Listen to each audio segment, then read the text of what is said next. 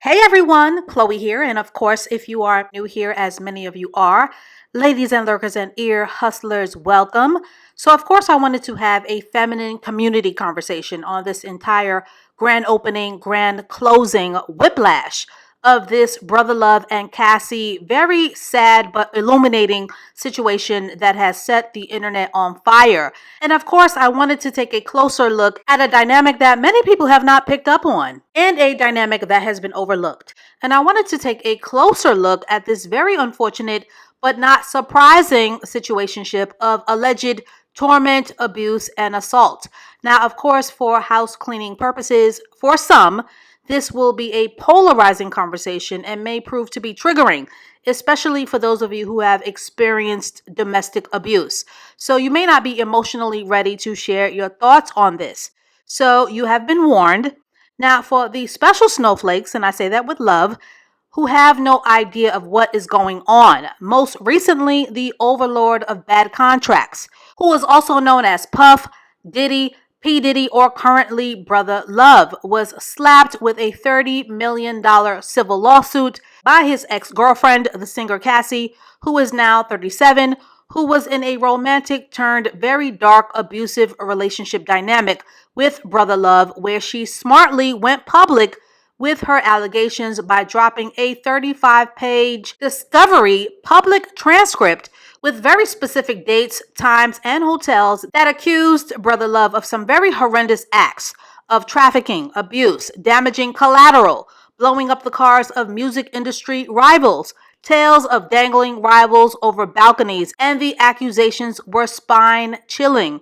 And we all knew that something was brewing when Carisha's sugar daddy started donating money and suspectually giving artists back their masters and trying to repair his image because Brother Love's dark cloud energy is so Captain Obvious, very cunning and disingenuous. And what's so sad about this entire situation is that Brother Love is a father to 4 girls. So how could he be so disconnected within himself to allegedly hurt and abuse a woman with so much darkness? Now, Diddy, the alleged sick puppy, could have avoided this PR carnage, but instead he called Cassie's bluff, and perhaps this alleged woman-beating bandit believed that the collateral damage of his abusive video recordings would continue to frighten, to humiliate, and to shame her into submission. And for those of you who aren't aware, USB extortion is a very common abuser tactic and is the weaponized practice of documented proof or collateral as a form of blackmail practice and controlling the puppet strings. And this extortion will usually involve private acts of humiliation and embarrassment that are often used to publicly shame and or to control a person's autonomy. And the Afrobeat singer Tiwa Savage went through this with a scorned lover, as well as the young actress, the beautiful Sky Jackson. And there are always women who know women who have been through this kind of extortion. But as an insider, Cassie had the tea, the coffee, the soda, and the liquor on this man.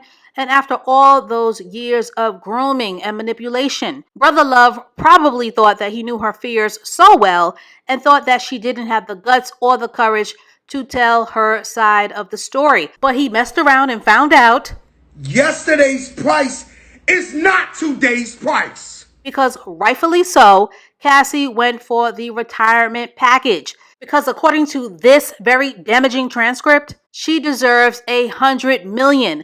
And like smart women do, she made her anger expensive. Because within less than 24 hours, grand opening, grand closing, Diddy and Cassie's attorneys were able to amicably close this civil lawsuit lightning quick with a reported 8 or 9 figure financial settlement for her pain and suffering.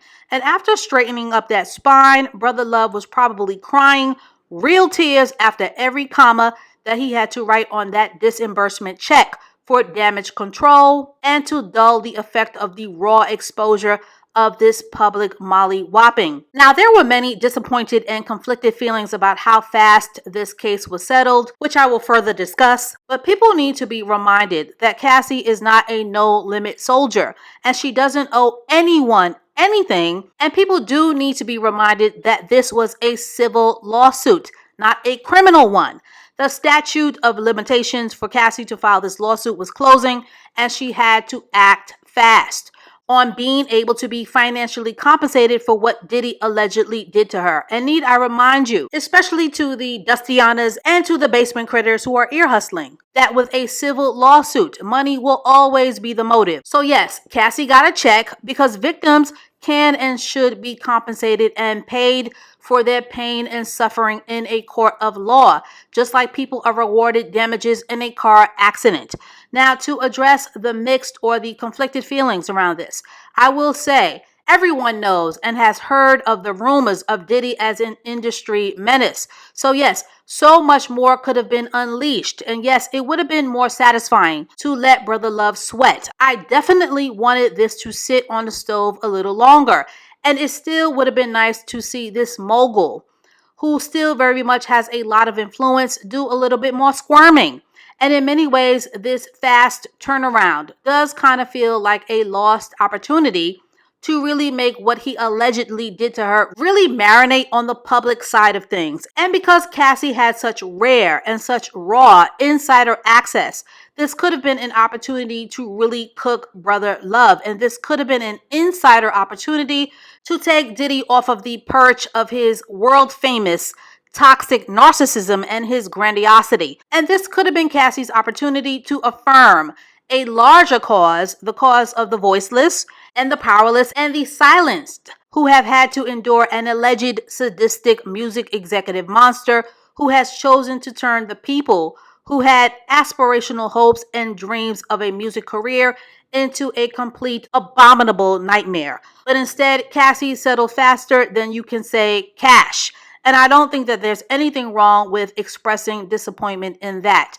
Tina Turner left with nothing but her name and the ripped up shirt on her back. But Cassie said, F that, pay me what you owe me. Bitch, better have my money. But at the same time, as a wife and as a woman who understands that it is not a woman's job to be a martyr for others, and it is not a woman's job to be a social justice warrior for others, Cassie has every right to settle for what she is owed, to get personal retribution for her pain and suffering, and she is allowed to do it privately and in silence. But now, in an irksome kind of way, I will say, Brother Love gets to have a chance, even if it's a snowball's chance in HE double hockey stick, to clean up his image. And he also gets to have the smug, backhanded satisfaction of knowing that he is hypergamously providing for Cassie's family in a spiritual warfare, dirty money kind of way. Because even after this whiplash settlement, Diddy continues to deny all allegations. So in a backhanded kind of way, he is still using his attorney goons to say to Cassie, have a good life with my money. And as a married woman, this is a food for thought talking point that many people have not discussed or may have overlooked.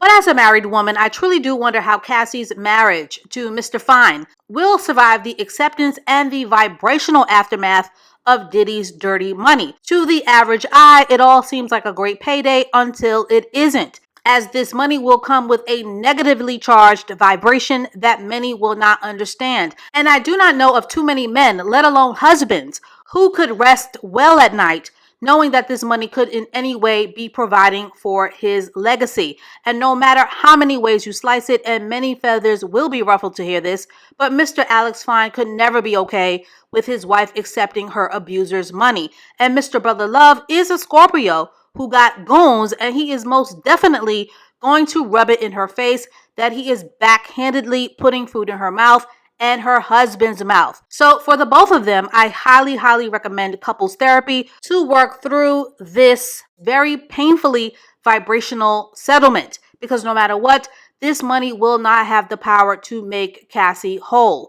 As for Brother Love, the boogeyman, his time may not be right now, but every dog has his day, and as long as he continues to deny the harm that he has caused others, he will continue to be haunted.